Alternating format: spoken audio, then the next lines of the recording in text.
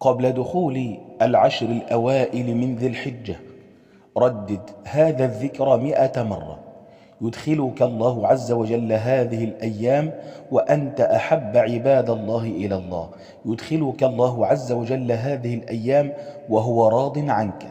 وقبل أن نتعرف على هذا الذكر، رجاء دعم هذا الفيديو بالإعجاب وترك تعليق بالصلاة والسلام على النبي صلى الله عليه وسلم، فمن صلى عليه صلاة صلى الله عليه بها 10.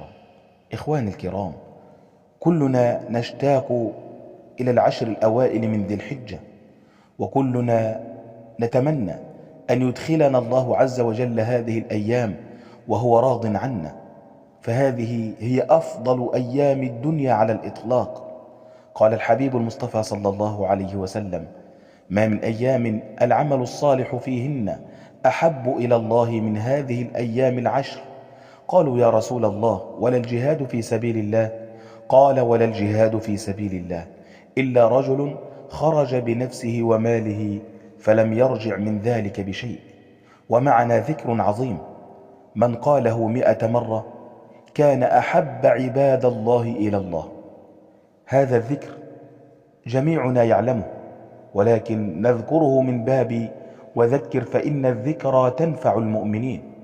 ورد في الحديث أن النبي صلى الله عليه وسلم قال: من قال لا إله إلا الله وحده لا شريك له، له الملك وله الحمد وهو على كل شيء قدير، في يوم 100 مرة كتبت له 100 حسنة، ومحيت عنه 100 سيئة، وتنحى عنه الشيطان سائر اليوم، وكان كمن أعطى بمقدار عتق 4 رقاب من ولد إسماعيل، أي كأنك تصدقت بآلاف الدراهم والدنانير، ولم يأت أحد من الناس أفضل منه عند الله إلا رجل قال مثله أو يزيد عن ذلك.